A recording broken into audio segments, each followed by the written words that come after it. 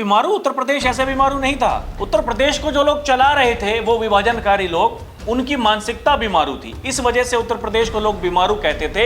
ये नरेंद्र मोदी तो चाय वाले हैं, हाँ, योगी आदित्यनाथ गाय वाले हैं। एक ऐसा मुख्यमंत्री जिसने उत्तर प्रदेश से माफियाओं को गायब कर दिया, वो जहन्नुम में पहुंच चुके हैं। लेकिन योगी लखनऊ तब छोड़ेंगे जब उनके लिए लखनऊ से बड़ी कोई चीज कहीं इंतजार कर रही होगी। एक ऐसा मुख्यमंत्री जिसने उत्तर प्रदेश का रिवेन्यू सरप्लस 70,000 करोड़ रुपए तक पहुंचा दिया। उस हर ताकत को जो कोई भी योगी आदित्यनाथ के सामने खड़ा होने की कोशिश करेगा, उनके राह में बाधा डालने की कोशिश करेगा, उस हर ताकत को संघ बुलडोज कर देगा। एक जनपद एक माफिया दिया जाता था, आज 1 डिस्ट्रिक्ट 1 प्रोडक्ट उत्तर प्रदेश की पहचान है। कुछ भी करना, लेकिन मेरी राजनीतिक समझ पर कभी शक मत करना।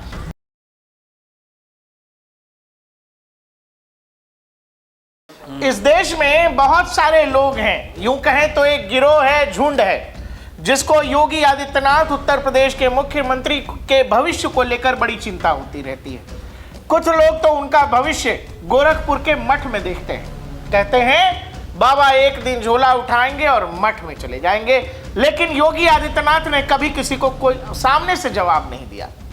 वो सब कुछ समय पर छोड़ते चले गए। आपको पता है दिल्ली में भी एक थे, उन्होंने भी क्या कुछ कहा था कि भाई योगी जी की कुर्सी जाने वाली है, चुनाव के बाद मोदी और अमित शाह मिलकर योगी आदित्यनाथ की कुर्सी ले लेंगे। बाद में उन जनाब की अपनी खुद की कुर्सी का कोई ठिकाना नहीं रहा, आजकल दिल्ली में रहते भी नहीं। ऐसे एक आध लोग नहीं है, बहुत सारे लोग हैं उत्तर प्रदेश की राजनीति में। आगे से बढ़कर खुद अखिलेश यादव पूछते रहते हैं कि बताइए 27 में आपका चेहरा योगी आदित्यनाथ होंगे, बताइए ये डबल इंजन आपस में टकरा क्यों रहा है। हालांकि इस बात पर एक बार संसद में ही अमित शाह ने जवाब दिया भी था अखिलेश यादव को कि आप चिंता मत करिए, वो वापस आएंगे। लेकिन लखनऊ में बैठे कुछ लोग और उत्तर प्रदेश की राजनीति में मसाला और अचार ढूंढने वाले कुछ लोग, मजा लेने वाले कुछ लोग रह रहकर ये हवा, ये तूफान खड़ा करने की कोशिश करते हैं कि बीजेपी की सीनियर लीडरशिप और लखनऊ में बैठे योगी आदित्यनाथ के बीच सब कुछ ठीक नहीं है। लेकिन ध्यान रहे दर्शकों, योगी आदित्यनाथ ने अपनी तरफ से कभी कुछ नहीं कहा। उन्होंने इस पर सब कुछ कह लें एक तरह से उन्होंने समय के ऊपर छोड़ दिया और समय समय पर यह जवाब अपने विरोधियों को वो अपने तरीके से देते रहे। लेकिन इस बार जब विधानसभा के चुनाव में करीब 1.5 साल का वक्त बच गया है, तब योगी आदित्यनाथ की बिना पर जवाब देने का जिम्मा उठाया है आरएसएस राष्ट्रीय स्वयंसेवक संघ ने। संघ ने यह तय किया है कि जो कोई भी योगी के रास्ते में आएगा, योगी आदित्यनाथ के स्टाइल में ही, योगी आदित्यनाथ यूपी में क्या करते हैं, बुलडोजर चलाते हैं, संघ वैसे ही उस हर ताकत को जो कोई भी योगी आदित्यनाथ के सामने खड़ा होने की कोशिश करेगा, उनके राह में बाधा डालने की कोशिश करेगा, उस हर ताकत को संघ बुलडोज कर देगा। जी हां, लखनऊ में एक मीटिंग हुई है और उस मीटिंग में उन तमाम कलाकारों को संघ के लोगों ने चमका दिया है, चेता दिया है कि देखो भाई, राजनीति करनी है, भविष्य सुरक्षित चाहिए तो दिशा वही होगी जो योगी आदित्यनाथ कहेंगे। चेहरा 2027 में योगी आदित्यनाथ ही होंगे, यह संघ मान करके चल रहा है। और उत्तर प्रदेश की दिशा और दशा क्या होगी, यह संघ के मुहर के बगैर कहीं से तय नहीं होगा। और अगर आप लोग अपना भविष्य सुरक्षित चाहते हैं तो योगी आदित्यनाथ की राह में बाधा बनना या डालना, इसको कम करिए, इसको बंद कर दीजिए। और इसके बारे में सोचेंगे भी तो आपका भविष्य खतरे में है, चाहे आपके ऊपर हाथ किसी का भी हो। हमारे साथ राहुल जी हैं। हम लोग लगातार सोशल मीडिया, ट्विटर, अलग अलग जगहों पर खंगालते रहते हैं। बहुत सारे ऐसे पत्रकार हैं, बड़े पत्रकार हैं, छोटे पत्रकार हैं, मझोले पत्रकार हैं, है ना। और ये हर तरह के लोग, ना जाने इनके पास इस तरह का इंफॉर्मेशन कहाँ से आती है, ये बहुत ऑब्वियस है। देखिए, इसमें संघ की भी मुहर हटा दीजिए। नेता कैसे होता है कोई भी लीडर, राहुल जी, जिसको जनता माने। और जो व्यक्ति प्रदेश में रहकर पूरे देश में चर्चा का विषय है, कोई भी पॉलिटिकल पार्टी ऐसी ही होगी जो भाई कहते हैं ना कि कुल्हाड़ी पे पैर मारने वाली बात है, कि इस तरह के नेता के विपरीत सोचेगी। बावजूद इस तरह की कहानियों को हवा दी जाती है। संघ ने कायदे से समझा दिया है कि जरा इन सब पे विराम लगाइए, अपना भविष्य चाहते हैं तो। देखिए, होता क्या है जनरली कि भाई कोई भी मुख्यमंत्री है, लंबे समय से वो काम कर रहा है, अगर धरातल पर वो उन चीज़ों को नहीं पहुंचा पा रहा है जो केंद्र में बैठे हुए लोग हैं, पार्टी आला कमान है, उनकी जो मंशाएं हैं, अगर वो मतलब मुख्य धारा में नहीं आ रही हैं तो फिर दिक्कत होती है। एक ऐसा मुख्यमंत्री जिसने उत्तर प्रदेश को दूसरी बड़ी अर्थव्यवस्था बना दिया, जो 7वें-8वें नंबर की अर्थव्यवस्था थी। एक ऐसा मुख्यमंत्री जिसने उत्तर प्रदेश का रिवेन्यू सरप्लस 70,000 करोड़ रुपए तक पहुंचा दिया। एक ऐसा मुख्यमंत्री जिसने उत्तर प्रदेश से माफियाओं को गायब कर दिया, वो जहन्नुम में पहुंच चुके हैं। एक ऐसा मुख्यमंत्री जो ये कहता है कि अगर कोई दुस्साहस भी करेगा उपद्रव करने का, दंगे करने का, तो फिर उसकी छाती पर चढ़ करके ऐसा सबक सिखाएंगे कि आने वाली पीढ़ियां भी याद करेंगी कि क्या हुआ था, क्या नहीं हुआ था। एक ऐसा मुख्यमंत्री जिसने उत्तर प्रदेश से दंगे, कर्फ्यू, ये सब कुछ गायब कर दिया।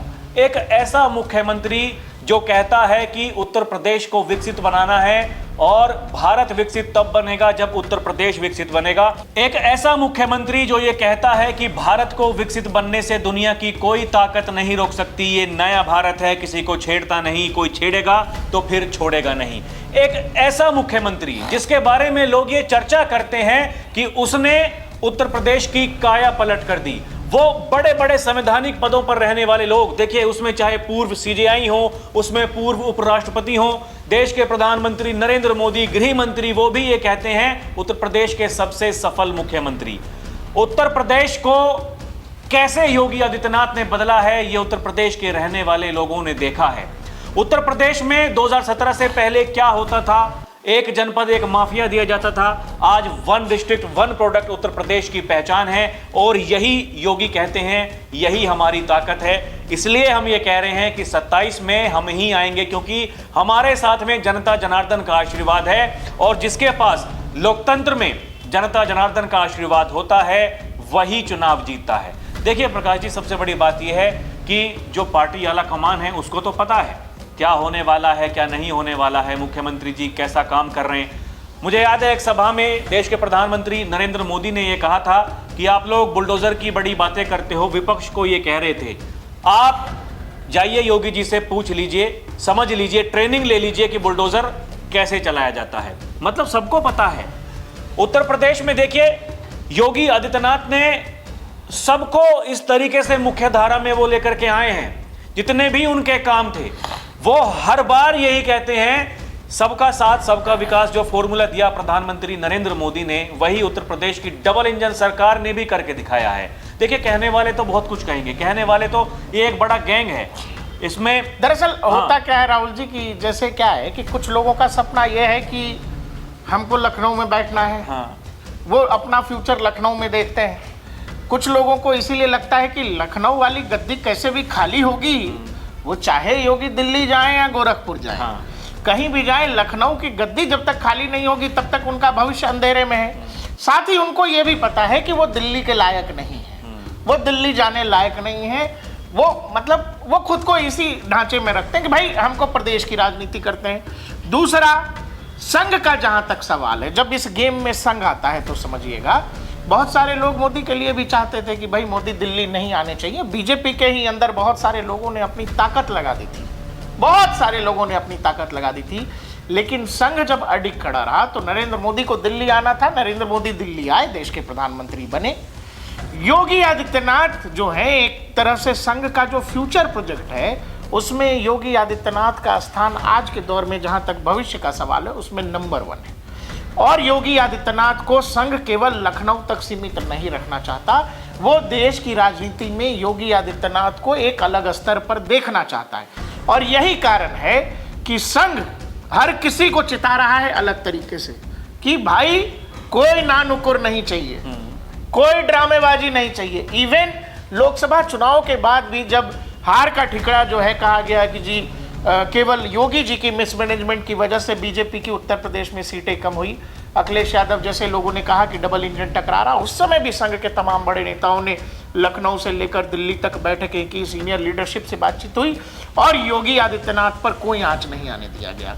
अब जो लोग, आप ये समझिए ना कि जिन लोगों को लगता है कि योगी जी जाएंगे तब तो लखनऊ खाली होगा, हम बैठेंगे, लेकिन योगी लखनऊ तब छोड़ेंगे जब उनके लिए लखनऊ से बड़ी कोई चीज कहीं इंतजार कर रही होगी। मतलब जब तक ऊपर की चीज खाली नहीं होगी, योगी आदित्यनाथ लखनऊ छोड़कर कहीं नहीं जाएंगे।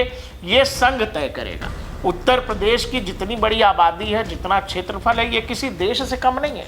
और उत्तर प्रदेश जिस तरह का राज्य था दर्शकों, ये आपको क्या लगता है कि पिछले 5-7 साल में हर व्यक्ति के जीवन में अगर ये बात आई है कि वो उत्तर प्रदेश के अंदर किसी भी जिले में, किसी भी शहर में अगर खुद को सुरक्षित पा रहा है, खुद को सुरक्षित महसूस कर पा रहा है, तो ये योगी आदित्यनाथ के लॉ एंड ऑर्डर की सबसे बड़ी सफलता है।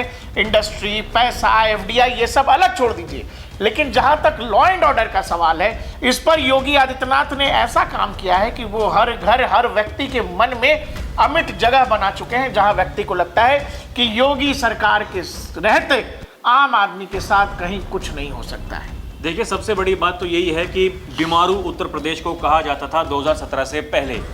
योगी ने सबसे पहले आकर के वही किया कि भाई साहब देखिए, ये जो बीमारू मानसिकता लोग समझते हैं कि क्या है, तो वो कहते हैं कि बीमारू उत्तर प्रदेश ऐसे बीमारू नहीं था। उत्तर प्रदेश को जो लोग चला रहे थे, वो विभाजनकारी लोग, उनकी मानसिकता बीमारू थी। इस वजह से उत्तर प्रदेश को लोग बीमारू कहते थे। ये वही उत्तर प्रदेश है, वही लोग हैं, वही सब रह रहे हैं, अच्छे से खा कमा रहे हैं। लेकिन समस्या इस बात की है, आज भी कुछ लोग ऐसे हैं जो अपने स्वार्थ के कारण, देखिए किसी के व्यक्तिगत स्वार्थ हो सकते हैं, वो व्यक्तिगत कारण हो सकते हैं, किसी के राजनीतिक स्वार्थ हो सकते हैं, मतलब स्वार्थ कहीं ना कहीं है, महत्वाकांक्षाएं हैं, और वो महत्वाकांक्षाएं इतनी भारी हो जाती हैं कि ये इस तरह के लोगों को आगे लाया जाता है। मीडिया में एक बड़ा वर्ग ऐसा है जो लगातार इस तरह के नैरेटिव चलाता है, बड़े बड़े थंबनेल्स उनके आप अभी भी देखिए, प्रदेश अध्यक्ष बीजेपी का चुन लिया गया, ठीक इसी को लेकर के ऐसा माहौल बनाया गया कि भाई नाराज हैं योगी आदित्यनाथ, बैठकों में नहीं पहुंच रहे हैं, केवल जो ब्रजेश पाठक हैं और केशव प्रसाद मौर्य हैं, उप मुख्यमंत्री हैं, वही सब कुछ तय कर ले रहे हैं, क्योंकि पार्टी आलाकमान ने कह दिया। लेकिन वो ये नहीं जानते कि कुछ दिनों पहले योगी जी जाकर के सबसे मिले थे, भली भांति सबसे बात हुई, और जब ये नामांकन हुआ, जब पर्चा भरा जा रहा था, उस समय योगी आदित्यनाथ ही प्रस्तावक थे और जाकर के सबसे आगे वो खड़े रहे। जब आगे खड़े हैं सब पैर छू रहे हैं, अब आ गए। मुख्यमंत्री योगी ऐसे सीएम हैं, केवल बीजेपी के विधायक ही नहीं, आप बहुत सारी तस्वीरें देख सकते हैं जो विपक्ष के विधायक है वो भी जाकर के पैर छूते हैं। क्योंकि देखिए, एक तो मतलब वो भगवा चोला पहन करके वो संत वाली भूमिका में है, वो एक अलग बात है। और जो केंद्र की बातें होती हैं कि भाई किसी और को लखनऊ में बैठा देंगे, योगी जी को केंद्र में लेकर के आ जाएंगे, मेरा सवाल यह है कि योगी जी के लिए केंद्र में कौन सा पद है? अनेक वो छोड़िए, लखनऊ में योगी जी से बेहतर कौन है? हाँ, एक सवाल तो बड़ा ये है, लेकिन दूसरा बड़ा सवाल ये है, बीजेपी के पास में उत्तर प्रदेश में तो योगी जी से बड़ा कोई चेहरा है नहीं। दूसरी बड़ी बात यह है कि केंद्र में वो जो सबसे बड़ी कुर्सी है जिस पर बैठे हैं प्रधानमंत्री मोदी, बिठाएंगे क्या? उसके अलावा क्या काम देंगे? वो ऑलरेडी उत्तर प्रदेश के राजा हैं भाई तो मतलब उत्तर प्रदेश किसी देश से कम नहीं है अगर आप ऐसे लोगे जनसंख्या, क्षेत्रफल। तो दूसरा क्या है, अखिलेश यादव जैसों के लिए क्या संकट है? अखिलेश यादव इस बात को बेहतर जानते हैं, जो संकट केंद्र की राजनीति में राहुल गांधी के सामने नरेंद्र मोदी के होने से है, वही विश्वास का संकट अखिलेश यादव के साथ योगी आदित्यनाथ जब सामने है तो वो है आम जनमानस। पहली चुनाव में योगी आदित्यनाथ के साथ एक विश्वास जुड़ता है, वो विश्वास की कमी अखिलेश यादव के साथ है, वो जनाधार की कमी अखिलेश यादव के साथ है। आप दूसरी तरफ केंद्र की राजनीति में देखो, नरेंद्र मोदी और राहुल गांधी एक साथ खड़ा कर दो, अपने आप में ये सबको पता है कि चयन क्या होगा, रिजल्ट क्या होगा। विश्वास का संकट है, राहुल गांधी के नेतृत्व में लोगों को भरोसा नहीं है, यकीन नहीं है। दूसरी तरफ नरेंद्र मोदी भरोसे का रूप हो चुके हैं, वही राज्य की राजनीति में आओगे तो यही बात योगी आदित्यनाथ के साथ है। तो अखिलेश यादव के लिए तो बहुत ऑब्वियस है ना कि अगर योगी की जगह कोई और आ जाए भाजपा में तो अखिलेश यादव के लिए ये लड़ाई आसान हो जाएगी। वैसे ही राहुल गांधी का बैड लक ये है कि जब उनको उनकी पार्टी चाहती है कि हम प्रधानमंत्री बना दें तो सामने नरेंद्र मोदी जैसा अदम्य कद वाला व्यक्ति खड़ा है, जिसकी लीडरशिप इतनी बड़ी है, इतनी बड़ी गाथा है कि राहुल गांधी पिछले 15 साल से उस चक्रव्यूह को भेद ही नहीं पा रहे। 25 साल होने जा रहे हैं करीब करीब वो सांसद होते हुए, 20 साल से ज़्यादा हो गए सांसद रहते हुए उनको। तो इसीलिए समझिएगा कि अखिलेश यादव रोज यही कहते हैं कि इंजन टकरा रहा है, लेकिन दोनों ही इंजन को थामने का काम कौन करता है? वो है राष्ट्रीय स्वयंसेवक संघ नागपुर। वो चाहे केंद्र की सत्ता हो या किसी राज्य की सत्ता, बगैर संघ के कार्यकर्ता या स्वयंसेवकों के वो चुनाव सफल होता नहीं है। बीजेपी के लिए चुनाव मुश्किल हो जाता है।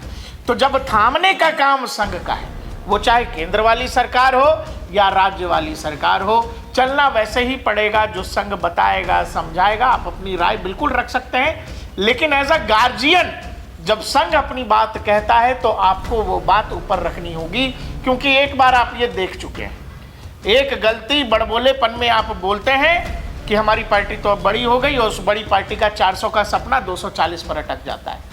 और इसीलिए जब संघ 2027 के उत्तर प्रदेश चुनावों को लेकर अभी से बंद कमरों की मीटिंग में कह रहा है कि आप लोगों के अंदर जितना मनमुटाव है, जो दिक्कत है, वो सब खत्म करिए, योगी आदित्यनाथ ही चेहरा होंगे, तो इससे इतर कोई बात होगी नहीं। दूसरा एक चीज और समझिए, आरएसएस बैकग्राउंड वाले हैं नरेंद्र मोदी या बीजेपी के तमाम बड़े लीडर, जो सामने से कहते हैं कि भाई मैं संघ का हूं, मैं स्वयं सेवक हूं, संघ पर हमें गर्व है। योगी आदित्यनाथ एक ऐसे लीडर हैं जो संघ से बहुत वास्ता इनका नहीं रहा, गोरक्ष पीठ और उनके गुरुदेव का जरूर रहा, लेकिन जहां तक योगी आदित्यनाथ का है मामला है, सीधे तौर पे संघ से कभी नहीं जुड़े रहे। लेकिन संघ ये मानता है कि योगी आदित्यनाथ हमारे ही, ये दोनों दो चीजें हैं, और संघ दीवार बन के खड़ा है योगी आदित्यनाथ के पीछे। मैंने आपसे कहा कि जब अटल जी थे तो भविष्य की योजना में शामिल थे नरेंद्र मोदी, और जब नरेंद्र मोदी हैं तो भविष्य की योजना में शामिल हैं योगी आदित्यनाथ, और अपने उस भविष्य की योजना की भ्रूण हत्या संघ नहीं होने देगा। और खैर आज उतने ताकतवर लोग इस देश में बचे भी नहीं हैं कि योगी आदित्यनाथ के स्टेचर के नेता को आपको लगता है कि आप गोरखपुर भेज देंगे या लखनऊ तक सीमित कर देंगे। नेता जनमानस से होता है, आम जनता की भावना से होता है, और योगी आदित्यनाथ उत्तर प्रदेश की बाउंड्रीज को पार कर देश के अलग अलग हिस्सों में आम जनमानस के मन में, उसके दिमाग में अपने लिए जगह बना चुके हैं। और फिर ये किसी भी संस्था और पॉलिटिकल पार्टी की मजबूरी हो जाती है कि आप इस कद के नेता को साइडलाइन नहीं कर सकते, और ये सामान्य समझ की बात है। इसीलिए जो लोग भी कहते हैं कि योगी आदित्यनाथ का ये हो गया, योगी आदित्यनाथ के खिलाफ वो हो गया, योगी आदित्यनाथ के खिलाफ विधायक हैं, योगी आदित्यनाथ ब्यूरोक्रेसी से सरकार चलाते हैं, इन सब बातों का कोई मतलब नहीं है, क्योंकि 27 में योगी आदित्यनाथ से इतर बीजेपी के पास बेहतर कोई ऑप्शन होता तो बात होती, कोई ऑप्शन नहीं है। और मैंने आपसे कहा कि जब जब हमले होंगे योगी आदित्यनाथ पर, अगर इसके बाद भी, तो संघ पहले खड़ा होगा, और जहां संघ खड़ा होगा वहां कहानी खत्म है। राहुल जी नहीं कह दिया, संघ ने तो यही कहा है कि ये जो बार बार जो खबरें चलती हैं, ये खासकर जो मनमुटाव वाली बातें होती हैं कि भाई अमित शाह के साथ में नहीं बन रही है, कभी नरेंद्र मोदी जी की बात नहीं मान रहे होते हैं योगी जी, कि ये खबरें, ये नैरेटिव मत चलाओ।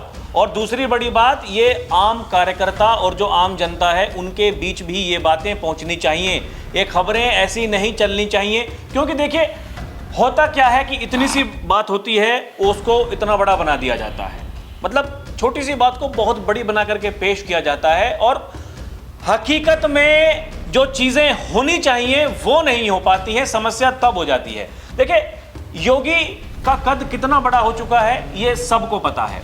देश में नरेंद्र मोदी प्रधानमंत्री हैं, और प्रधानमंत्री अभी जो काम कर रहे हैं, सब ये कह रहे हैं कि भाई अभी जल्दी में कुछ नहीं होने वाला। कुछ लोग तो 2029 ही नहीं 2034 तक की बात भी नरेंद्र मोदी के साथ में करते हैं। बात यह है कि योगी अगर यूपी में नहीं रहेंगे तो फिर क्या करेंगे? समस्या तो यह है। पहली बड़ी बात जो हम पहले जिक्र कर चुके कि बीजेपी के पास में यूपी में कोई इतना बड़ा चेहरा नहीं है। देखिए संगठन चलाने की बात अलग होती है, लेकिन जब सरकार चलानी होती है तो फिर बहुत सारी बातें होती हैं। संगठन में पार्टी के कार्यकर्ताओं को आपको कैसे मैनेज करना है, उनमें कैसे समन्वय बनाना है, ये अपने आप में एक कला है, लेकिन सरकार के साथ में संगठन को कैसे मैनेज करना है ये बड़ी कला होनी चाहिए। और देखिए संगठन की ही मैं बात कर रहा हूं, अगर देश के प्रधानमंत्री गृह मंत्री अमित शाह के बाद में योगी आदित्यनाथ का नाम अगर आ रहा है, आप समझिए दर्शकों, तो संगठनात्मक भी उनका कद बहुत बड़ा हो चुका है। हर जगह योगी आदित्यनाथ की चुनावी रैलियों में इतनी डिमांड रहती है। कोई कहता है कि देश के प्रधानमंत्री नरेंद्र मोदी को अगर समय नहीं है तो भाई साहब उनकी रैली अगर नहीं हो पा रही है, योगी जी की करवा दीजिए, हम आपके शुक्रगुजार होंगे। ये सबसे बड़ी बात है। अभी बिहार में चुनाव हुआ, बिहार में जब चुनाव हुआ, योगी आदित्यनाथ वहां पर चुनाव प्रचार करने के लिए पहुंचे और जो जो उन्होंने कहा उत्तर प्रदेश में हमने कहा था ये माफियाओं को मिट्टी में मिला देंगे, जहन्नुम में पहुंचा देंगे, हमने पहुंचा दिया। अब ये काम बिहार में भी होगा। अगर आप डबल इंजन की सरकार चुनोगे तो फिर हमारी सरकार यहां भी वही काम करेगी। क्या हुआ? गृह मंत्री चला गया, गृह मंत्रालय सम्राट चौधरी के पास में, वहां भी बुलडोजर चलना शुरू हो गया। और 40-45 सीटों पर उन्होंने जो है रैलियां की थी। हाँ। 41-42 सीट जीत गए।